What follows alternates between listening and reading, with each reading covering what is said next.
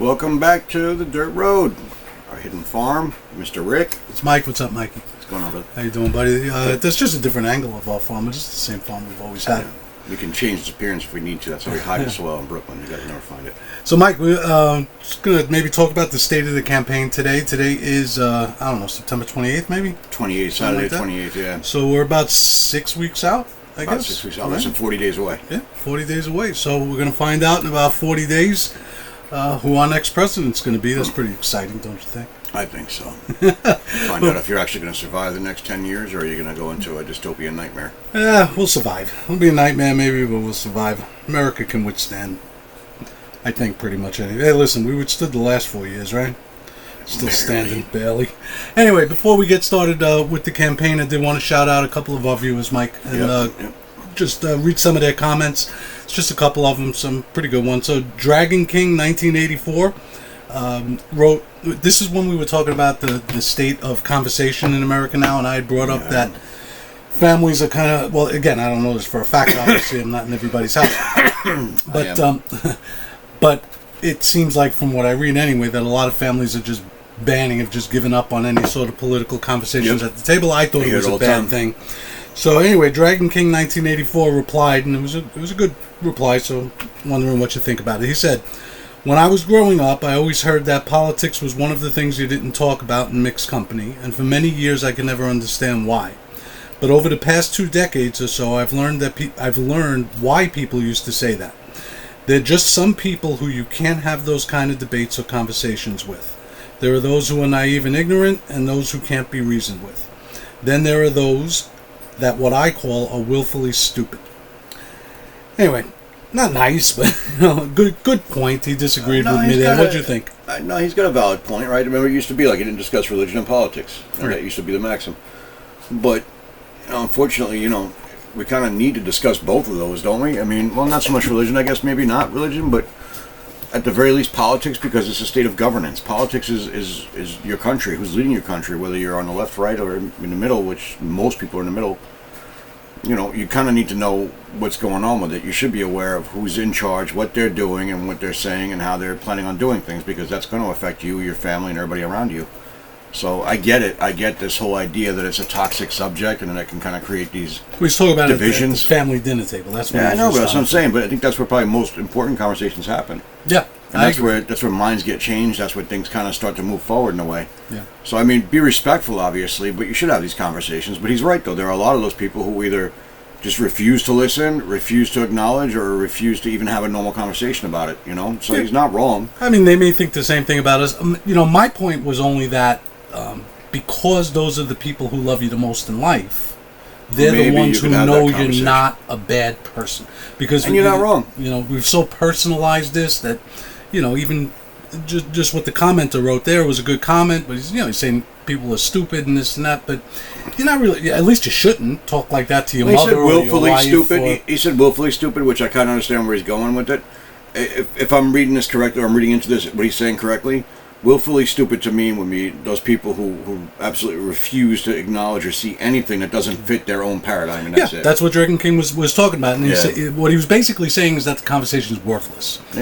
But again, I don't ever believe that hearing things is a waste of time. But again, my only point is that with your family, those are the people who love you the most, and they're the ones who should know you're not a racist, or you don't hate America, or you're not a Nazi, you're not a communist, you're not a this.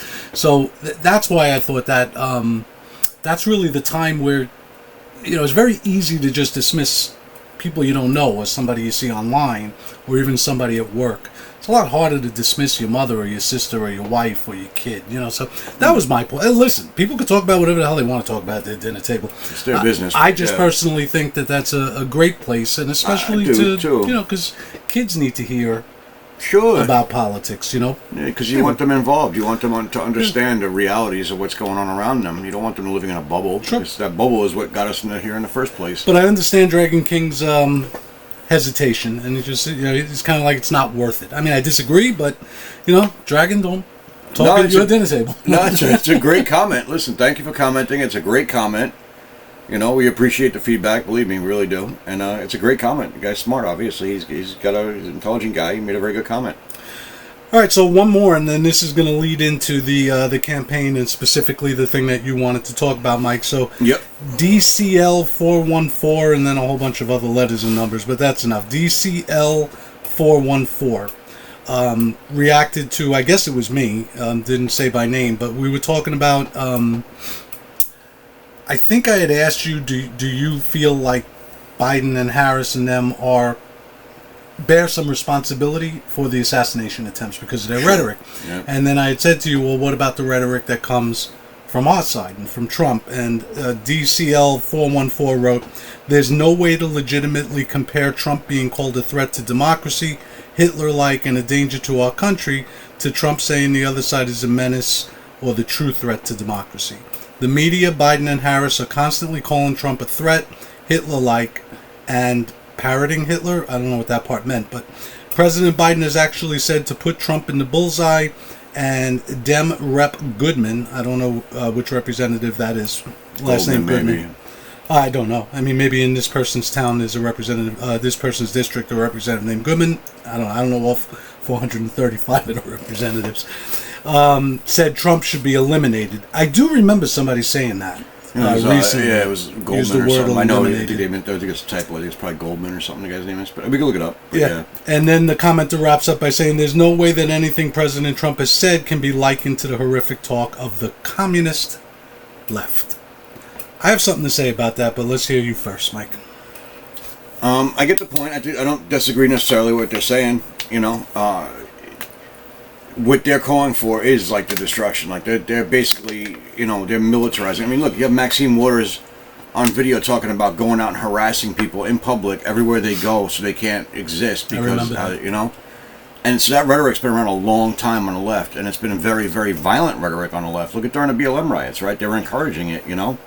So you have a good point. You have a good point. Well, what about specifically Trump? You're saying it's not comparable, the things that Trump says. I don't think that what he says rises to their same level. I don't. I do think that inflaming the base is dangerous, but I don't think what he's saying is so much rising to that same level. I think that what he's saying is a lot of what he says is true, right? I mean, he calls them corrupt. He calls them bungling. He calls them idiots. He calls them stupid. He calls out the policies they put in place and how awful they are. You know, so a lot of what he's saying is not necessarily wrong or untrue. And as far as threat to democracy, they've proven to be the greater threat to democracy. They're the censorship party. They're the ones trying to lock everyone down. They're the ones trying to erode civil rights at every turn. You know, so I don't think he's wrong in that sense. You know, do I think the rhetoric can be a little bit more well spoken, I guess, and not so inflammatory? Maybe, but I get the point. I get what the commenter's trying to say, and I understand it. I mostly agree. So I think you can compare, and I did. I compared it. It doesn't mean I'm not saying it's equivalent, but you certainly can compare. You can compare apples to oranges. One's orange, one's red. You're comparing them. One's differently shaped and so forth. Literal context, sure. But I really wasn't talking that much about Trump. The funny thing is I don't find Trump's rhetoric as bad as the left does. Like I think Trump is almost.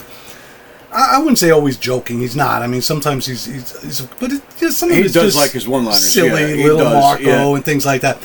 I was comparing really the rhetoric of the right and the Trump supporting media. Listen, this commenter ended by calling the left communist. To my knowledge, and I could be wrong, more people have died at the hands of communists. Oh yeah, than of Nazis. Over 100 million in the last century. Yeah, so calling somebody a communist is not a cute little thing, Mike.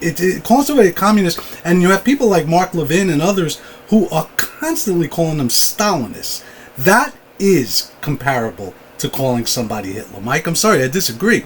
Stalin was a fucking animal. He was an animal. And when you call somebody a Stalinist, there is no difference between that and calling somebody a Nazi or Hitler-like. So the rhetoric is comparable, in my opinion. I mean, you disagree, that's fine. We're talking about, in this case, like I get what you're saying with the Mark Levin and some others that do get really like Yeah, those are the ones I'm talking about. I wasn't talking about Trump. I've never heard Trump. The comment just talking about like Trump's rhetoric, and we're talking about like the rhetoric on the right. Right, I'm talking about exactly. Our conversation was about the rhetoric, right? Not necessarily what comes out of Trump's mouth. There's a section. If you go to like the far left, right? If we take that 8 to 10% that call themselves progressives or democratic socialists or whatever you want to call them, or whatever they're identifying now as politically, They are communists. You know, the regime and I disagree. the policy decisions they're looking for, the kind of control they're looking for, the kind of environment control they're looking for. There's socialists and there's a difference, or social democrats. There is a difference.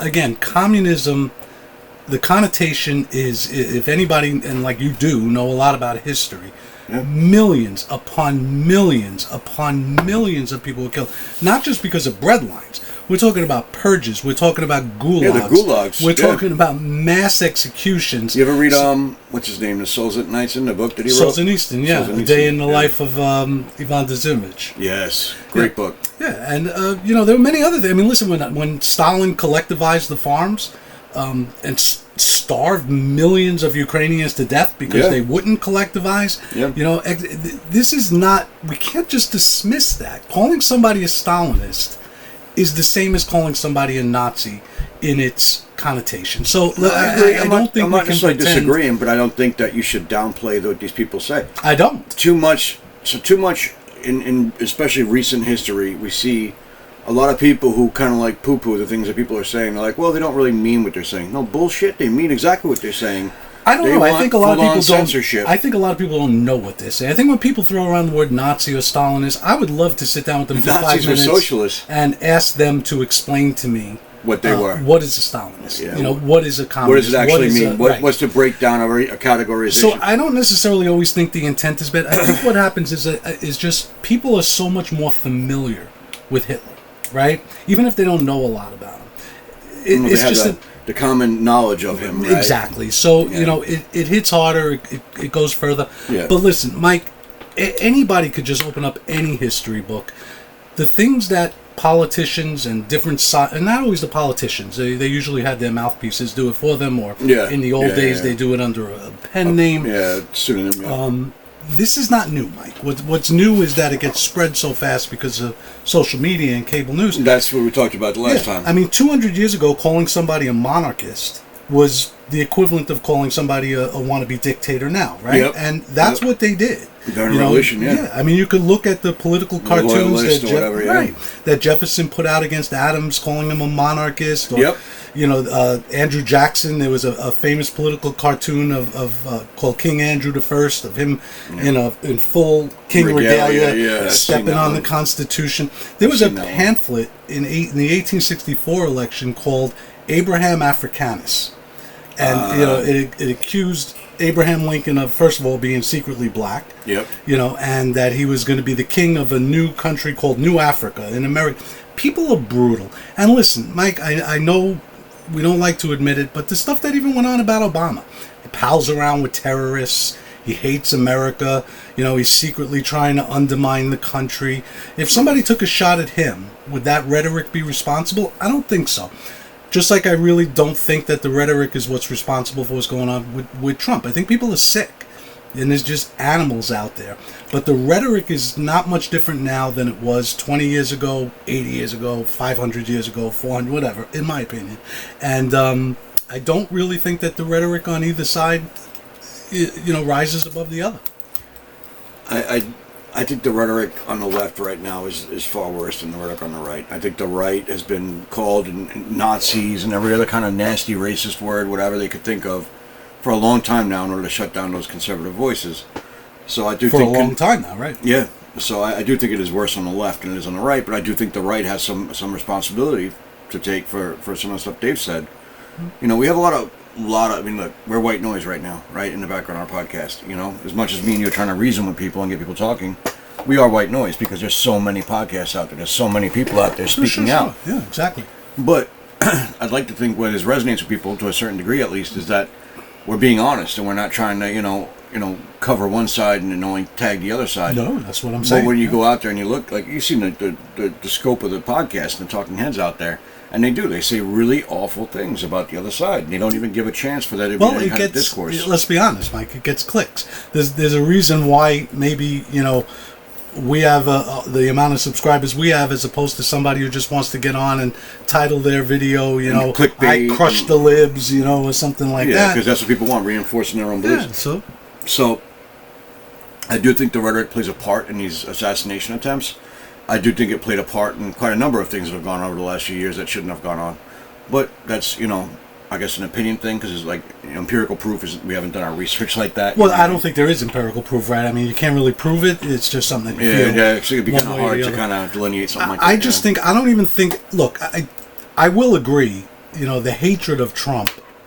I think is goes to a new level. Unprecedented. It goes to a new level. At least in modern times. I mean, you want to go back to the early days of our republic. Maybe there was some equivalence there, but I do agree with what the poster was trying to say and what you're saying. Yeah, the level of animosity and just hatred towards Trump is just it's unexplainable. I mean, the man has done nothing to deserve that. He just hasn't. We went through 4 years of Trump. We didn't go through a dictatorship. He did not undermine your rights and all of that sort of stuff. But again, I say the same thing about our side. I remember when Obamacare is going to turn us into a communist country. It didn't. I don't even think anybody even thinks about Obamacare anymore. I don't even know. Is it still around? I don't even know. It's technically still on the books. Yeah, I mean, so... I think there's elements of it still survive. I don't think it's like fully in place the way it was. I just think things get so amplified now because of social media and so forth. Look, remember Hurricane Katrina? And all the accusations that Bush hated black people, and that's why he allowed the people. Yeah, that was a ridiculous thing. It was freaking asinine, But we didn't have social media to spread it. So Kanye West said it. It was in the news for a couple of days, and then it was gone. If we had social media back then, it would have been everywhere. It would have been everywhere. But I do agree that the level of it against Trump is just it just boggles my mind because I don't know what this man did to deserve. Well, he's a threat, right? That much hate. He's a threat. He's a threat to the way. He's a threat to the normal operations of the DC class. Oh, 100%, and that's why they hate him. I'm talking about right. And then what they do is, and they're basically the brain of this media conglomeracy, right? They're the brain behind this whole media push to try and characterize Trump as the most evil man in the world. So they get the talking points together and they push it out to these media stations, and then you can go look for yourself. There's clips all over YouTube and Rumble like this of different broadcasters, different cities, all in the evening news or whatever, and they're repeating exactly the same script, literally word for word, exactly the same script, and it's supposedly different entities, completely different media entities that are doing this. So that kind of makes it clear that there's some primary source behind the scenes that's kind of pushing out this narrative. Well, I agree with you. I mean, I can't prove it, obviously, neither can you, but I do believe that it comes from... that's a pretty good piece of evidence. I do believe it comes from what we would call the deep state or whatever. The bureaucrat state. I like the bureaucrat state because that's really what it is. Because they're the ones that Trump is a danger. Trump's not a danger to democracy. I don't want to be crazy here and say he's a savior of democracy, but I will tell you that what he talks about and what he wants to try to get rid of, that is the threat to democracy, in my opinion. Those are the people that are the real threat, the people that you can't name. Yeah. The unelected bureaucrats who are trying to literally run everything on everyone. Bingo, I agree. So, DCL 414, whoever you are, I agree with you. Great comment, thank you. It is. I agree with you. I think you're a little bit too dismissive of when we call people Stalinists and things like that. That is just as bad, maybe worse. The Stalinist may be worse because no matter how much, the example I would give is, no matter how much this woke crap is destroying our military right now, nobody's being sent to gulags. This is not the 1937 purge of the Red Army, where the ones who were in charge are getting shot and sent to us. So let's be careful here. The rhetoric is bad on both sides, and it always has been. Again, just go back and read about the election of 1800 and what Jefferson and Adams said about it. It destroyed their fucking friendship for about 15 years before they reconciled. Or the rhetoric against almost every president. I think we went through a period of time, maybe from the 50s to the 70s, where it really wasn't that bad. It really was kind of tame. There wasn't like the serious mudslinging or whatever. No, I don't think. Kennedy lied about a missile gap and all of that, but he didn't go after Eisenhower's, personal attributes or anything. Right. So I think maybe from the 60s to the early 80s, maybe things were a little calmer.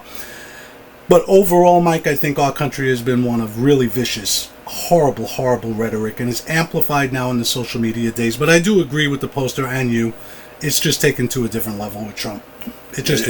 It is. He's absolutely. You're absolutely right. And I don't know if we could prove cause and effect, but there were 2 assassination attempts against this man. It's pretty significant. Pretty significant, close together in time too. Yeah, and I've noticed some things. A few things I haven't read up about it as much as you have, but the second assassination attempt, in my opinion, it has some. And again, I really haven't read enough to, be declarative about it. But I do believe that there's some weird shit going on. There is some weird shit going on. So we're going to get into that now. So those who know me know I spent a long time in the military, right? I have a lot of friends from the military. We all kind of spread out through the alphabet soup when we got out of the military. What do you mean the alphabet soup? Different agencies, lettered agencies. Oh, I thought you were like LGBTQ and that sort of No, not stuff. so much that. Nobody really we never really give a shit about that. I don't think any of the guys really give a shit about that. But that's what I think of when I hear, I think somebody calls it the alphabet mafia. Oh, yes, I know. I've heard that. I'm not sure. I think maybe Bongino. Jason Whitlock. That's what Jason Whitlock. Is that who it is? Okay. Yeah, he's on Blaze. He's on Glenn Beck's media company. Okay, he yeah. used to be a sportscaster. All right, he calls him the alphabet mafia. Anyway, I'm sorry. I've heard the term before. No, you're good. So, we spread out. We talk all the time. Good people, right? We're all kind of reasonable people. We come across the spectrum of politics, believe me. But we talk about things, and we all kind of have a very good understanding of what it looks like on the real side of things, like what it really looks like, what the bureaucrat state, whatever you want to call it, really looks like and how it really operates. And it is ugly. It's very ugly. And these are very much people that you would like if you met them. They're not bad people in and of themselves, but they make horrific... Who are you referring talking to? about the people in the bureaucrat state. Oh. Okay? Like the so-called people that we talk about that are the real threat to democracy. Yeah. These people... These are everyday... by the way, just let me clarify, Mike, so nobody thinks most of those people, I'm sure, are just honest, hardworking people who go to work every day. Talking about the people who actually have the ability to fuck affect things the up. outcomes. Yeah. So I just want that's what you get. I just want to be clear about that. Those people go to work every day. Most of them are decent, I'm sure. You get mid-level managers who are just looking to keep their job or not make any waves, right? But above them is where you get like these narcissistic or even sociopathic people, right? That run these organizations that truly don't give a shit. They will sacrifice you or anybody else to get their own ends met, whatever that might be. And they really are that evil. Like they're really that sick. And they make it obvious. Most of them within the intelligence community is a very cloistered community. It's a very secular community. They stay with themselves. They play with themselves. It's that kind of thing. It's like being a cop. You mean secluded? Secluded. I'm secular sorry. means not religious. Yeah, I'm sorry, not secular. I'm secluded. My apologies. Sorry.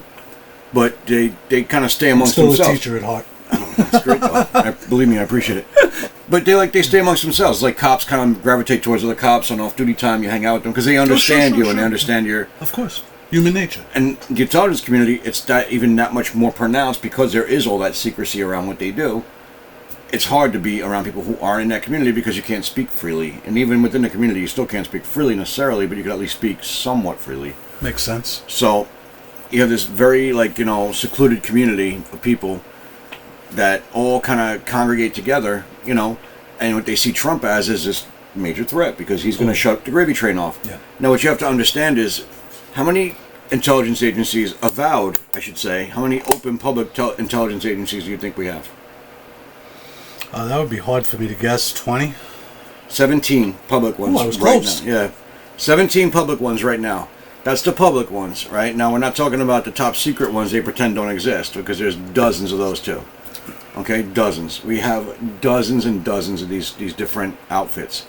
Now, beyond them in that hemisphere, you have all these contractors, these private companies that contract with the government to do work for the NSA, the CIA, whoever. Mm-hmm. Everything from like computer stuff, like Snowden was involved in, all the way up to human intelligence gathering. It's all outsourced. It's all privatized. So there's a tremendous, tremendous amount of money involved in that. And it just took a life of its own on. Since the 60s. There's an article out there. The 50s, really. I wish I knew you were going to bring this up because I would have looked it up just to look at. But it wasn't quite a mea culpa, but Harry Truman, probably about 15 years or so out of his presidency. Well, actually, it was right after the JFK assassination.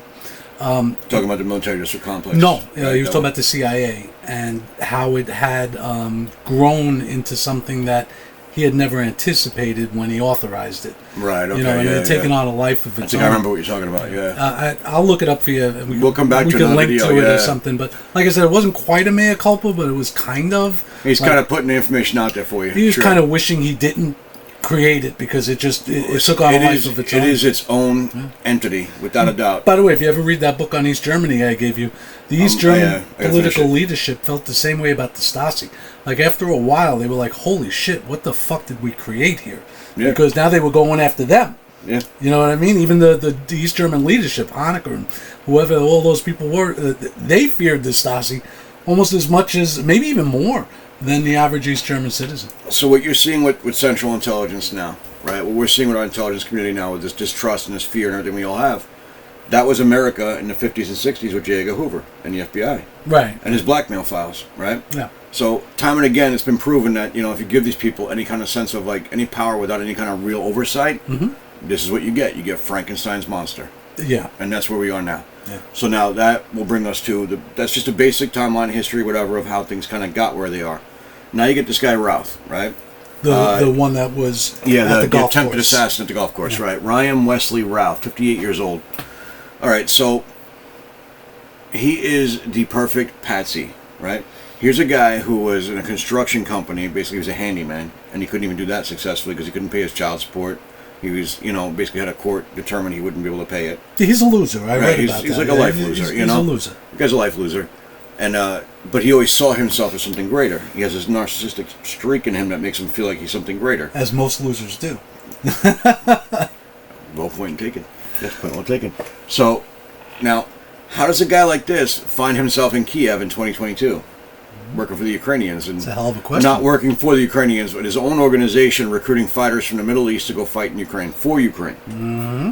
All right, so, you know, where does this funding come from? He claims his wife paid, right? That was his claim to DHS. So Homeland Security interviews him. Paid for what? I'm sorry. Paid for him to go recruit these fighters to go fight in Ukraine. Okay. This is what he claims. This is what he tells the Homeland Security investigators at that time when he's questioned. Okay? That's crap. His wife was taking care of the kids without any support from him. She wasn't paying for him to go to Ukraine and play soldier boy. You know what I mean? So then, also, you come to now, when this whole thing happens, he spends 12 hours on this golf course, hiding in the bushes with a SKS rifle and a GoPro and everything else, you know, only to be caught by a Secret Service agent prior to Trump making it to that hole. So he never had a line of sight. Why the air quote for caught? Because I don't think it doesn't make sense to me. You know, I mean, it could be, listen, it might be one great Secret Service agent who really was doing his job and did see the rifle barrel and did see what was going on. Right.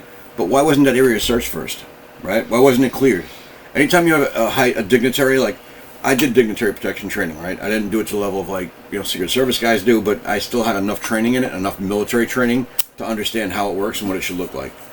You know, if I have a high-value target and I'm protecting, my protectee is, you know, going to be at this golf course, one of the first things I'm going to have done is that golf course swept. Not just where he is. I mean, the entire fucking course swept. Well, wasn't there a group in front and a group behind? Right, you leapfrog one in front, you leapfrog one in behind. There was no ambush possible, right? But there should have been people stationed every point along the way.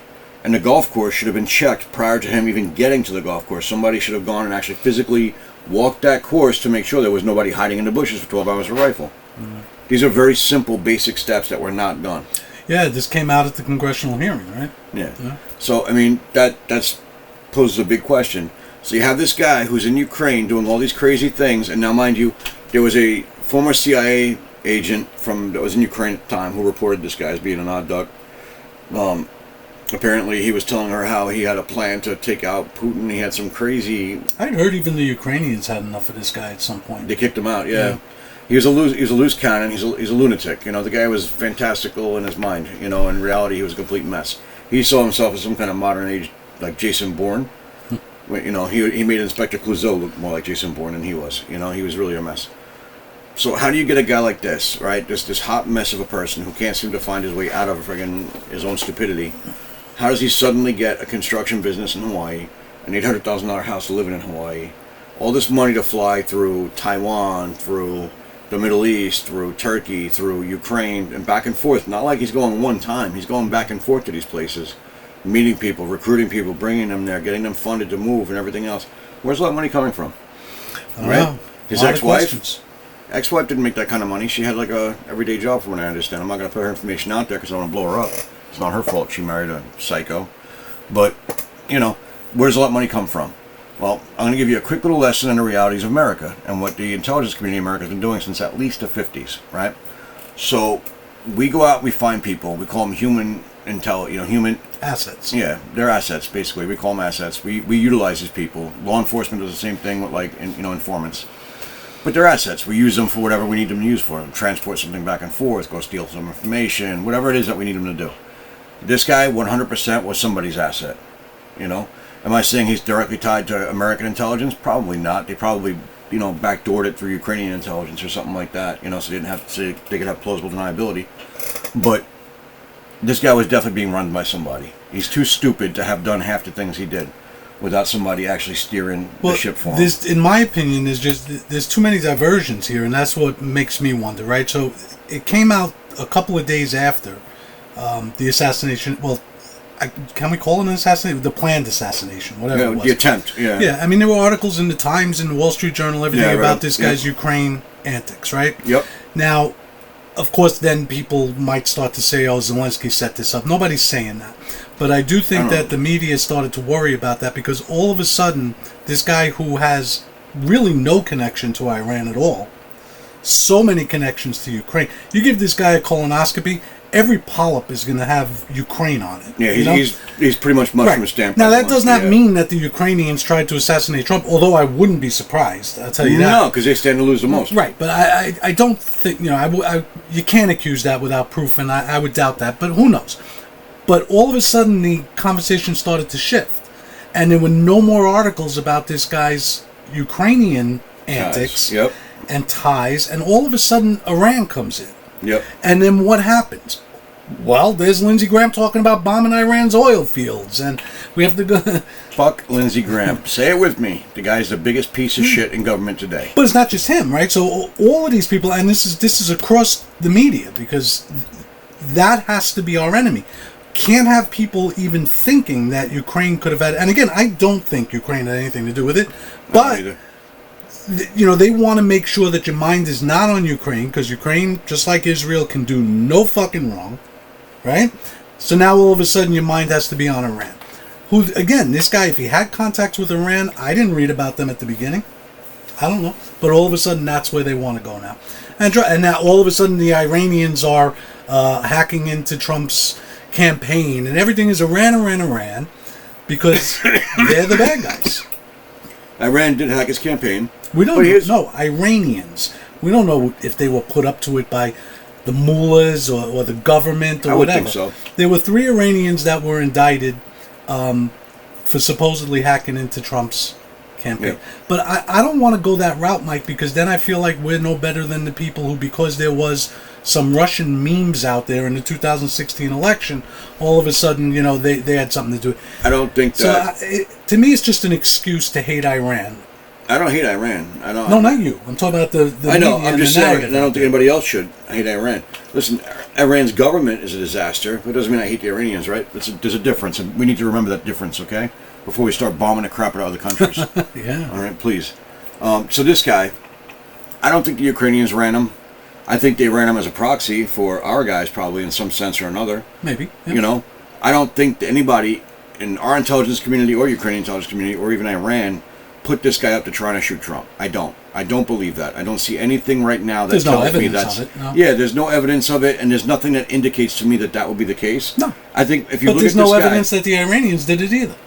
With the hacking stuff? No, putting this guy up to anything. There's a couple of things that indicate that are weird to me. So he has Trump's schedule all the way through October, but the non-public schedule. He has a very detailed copy of Trump's schedule for the next few months. Which to me is, okay, that's not public knowledge stuff. That's not easy to get. It's not like I could go just look it up, It's so he must have a connection somewhere. Someone gave it to him. Mm-hmm. You know what I mean? Maybe he fooled somebody who was close to the campaign. Maybe he spoke to somebody in the campaign. He did vote for Trump in 2016. He might have fooled somebody into thinking he was a follower. How do we know he voted for him? This is what's being reported, that he voted Trump 2016. I guess through his own postings and his own personal statements. I never understood why that always has to be one of the first questions that's asked in the media when something happens political. Maybe it has nothing to do with politics. Who cares if the guy voted for Trump? First of all, somebody could be a registered Republican and hate Trump. Sure. Somebody could be somebody who donated to Democrats and hates Biden. I mean, it's always just the first thing they want, because they just want us divided, right away to think... That's it. They gotta this guy's got nothing to do with our side, he voted for your side. Exactly. He's yours. Pushing it over back to you. It's ridiculous. What I really think happened here with this guy, there's a couple of odd things with this guy. Well, first of all, obviously the money flow and where the money came from, but I think that was more to do with him being used as an asset. The other side of it, on the actual targeting Trump and trying to shoot Trump, here you have this guy who's probably a very, very, like, obsessive kind of follower, based on the personality, lifelong loser, whatever, He sees greatness in Trump, and he thinks that greatness somehow rubbed on him, or he should be part of it, whatever. I could see the mental leap in somebody that mentally ill of jumping. The guy's got, drug abuse history, mental history, he's got a long, long history. 2 felony convictions in North Carolina for possession of stolen goods and possessing a defaced firearm, so, I mean, he's got history, I mean, I don't know, to be honest with you. Like I told you before we went on air here. Yeah. I read a few articles in the newspapers about him. I did a deep dive on him. Not even a deep dive. I did a pretty good dive on him. I mean, I'd probably go deeper on him, but I went pretty good on him just to get an overall idea of, like, sense of who he is as a person. And lifelong loser is exactly right. This guy's a lifelong loser. So to me, what I think happened with this whole thing is I think he sensed an opportunity because Ukraine being his, so-called claim to fame of being this great warrior, whatever. That's his cause, yeah. Right, that's his cause. That's what he's completely committed to, and Trump is obviously going to ruin that. They think. I don't, but they, in his mind, he's going to ruin that. Yeah. And then Ukraine is probably the source of this guy's money, right? This is where he finally found a place where he could actually make what real money he considers real money. You mean Ukrainians? Like when you say moving like troops into Ukraine, like dealing with whatever, like the military recruiters are probably giving him a bonus or something like that. He's probably getting. But that's because he was there, so obviously the money's going to come through there somehow. Exactly. Doesn't mean it came from. I'm not trying to tie the government to the assassination. Just it has to go through there because that's where he was, right? Listen, Ukraine is corrupt as balls. Oh my God, yeah. And so I'm not trying to absolve him of anything. I don't think they paid this guy to shoot Trump. I don't. But who knows? I mean, it's possible, but nothing indicates that right now. But what you're I'm right, trying to say so corrupt, yeah. What I'm trying to say is this guy is the typical life loser. So when you look at like an assassin personality type, this guy would be like the carbon copy. Like in the dictionary, this guy's picture would be there. He fits perfectly for that type of personality because they sense that they can gain greatness from tying themselves forever in history with some great person. And that is sometimes the motivation. Yeah, I mean, it's just look. John Wilkes Booth is as famous as Abraham Lincoln. Sure. Right? Lee Harvey Oswald is as famous as John F. Kennedy. So it does get you there. You're right. But like I said to you before, that's a big element of it right there. I'm not surprised at all that we know very little about this stuff because here we are 60-something years out from the JFK assassination. Like I said to you before, we still don't know that whole story. Yep, and that's excellent. So excellent point that nobody talks about. That is the best point that nobody talks about. So to think we're going to know about what happened a month ago? No. The more interesting one to me in this is the guy Crooks, the guy from Butler, Pennsylvania, the first shooting. That guy, they scrubbed his internet history so quickly. And no stories after, like no follow-up stories. They buried that guy's stuff so quickly. Almost like it never happened. That, to me, probably has more of the bureaucrat state's fingerprints on it than this one does. Nothing would surprise me. Mike, honestly, this guy seems like the typical, assassin-type personality who wants to be, like, just a kook? Yeah, this guy seems like just a nutball that wanted to be famous in some way or wanted to do the world the justice, whatever. But Crooks is the one I think that's going to be the real story. I think the real story lies with him, and I think the real ties to our deep state or our bureaucrat state, whatever you want to call it. I think that's where you'll probably find that. I just feel like that real story is not going to come out in our lifetime, Mike. Because, like I said, 60 years and we still don't know the full story about JFK. Because you know what, Mike? Everything is just national security. We can't tell you. Get the fuck and that's it. They use security to hide corruption, and that's all it is, right? Look, the CIA during the 80s. Listen, Maxine Waters is a nutball. Okay, let's get the disclaimer out there right now. Everybody just acknowledge that Maxine Waters is a complete and absolute nutcake. How do we get to her? In the 80s, Maxine Waters ran to get into Congress because she was claiming the CIA was the one pushing all the drugs into South Central LA. Mm-hmm. And they fucking were. And she was right. That was a big thing in the 80s. Barry Seals, right? He was doing the flights from the cartels in Colombia into the U.S. He had cameras inside his plane. He was filming and documenting all this stuff. Meanwhile, the CIA was the one setting him up, and they set him up to get sent to a halfway house that got him murdered. Mike, you got to remember, it was only really since Trump came along, that the left all of a sudden loved the CIA and FBI. Yeah. The left was always accusing the CIA of stuff like you just talked about with Maxine Waters. It wasn't until what'd you call them, the alphabet soup? Yeah, alphabet soup. Until they started going after Trump. And that they suddenly became heroes. Right, so they became the left's heroes. Yeah. the left was always the side, and rightfully so, that was skeptical of the power of these agencies. And you should be skeptical because they should not hold the kind of power they do. No, they shouldn't. But now all of a sudden they love these agencies. Why? Because these agencies go after their boogeymen. Interesting side note on the Maxine Waters case, on the drug thing. The reporter who broke that story about all the cocaine trafficking by the CIA and everybody else committed suicide by shooting himself in the head twice. I've worked a lot of suicides. I've seen a lot of suicides. Yeah, no. Can't get off 2 shots. No. One or two things happens in a suicide like that with a gun. Either you kill yourself, which is the intent, with the first shot, or you somehow screw it up and you're unable to shoot again, and someone finds you and you get help. You call for help yourself somehow if you're able, or you lay there for an extended period of time until you finally do die. There's no oops, that didn't work the first time. Yeah. I just shot half my face off. Let me reposition this rifle to shoot myself in the face perfectly a second time. All right. Not happening. Well, on that note, my friend. A lot to think about tonight. We hit a lot of subjects. Listen, this guy, the second assassin, Ryan Wesley Routh, I want to get his name right. I think he's a kook. I don't think he's really the deep state puppet maybe he might look like at first. I think the real story is crooks. I think, and we're going to look into that a little bit. We're going to try and dig some stuff up for you guys. We'll try and find what we can on it, but that to me is probably the real story, and the fingerprints of the deep state really is probably there. We're not going to know that story in our lifetime, Mike. We're going to try. We're willing to sacrifice Rick to get that story. Don't worry. Good luck. We'll send Rick to a P. Diddy party. Good to see you, brother. You guys subscribe, comment down there. Let us know what you think. And I don't know, Mike, anything to add? Get in those comments, man. Get in those comments. Let us know what you think. Let us know what you're seeing. Let us know what you feel. Whatever it is, just get in those comments. Let's start this conversation. Let's keep it going. Okay, we're doing really well with you guys. You guys are really keeping us going right now. We're very excited about that. Appreciate it. Let's just keep that momentum going. All right, folks. Thank you so much. Have a great night. We'll see you on the next one. Go milk those cows. Yeah. Good night. Good night, guys.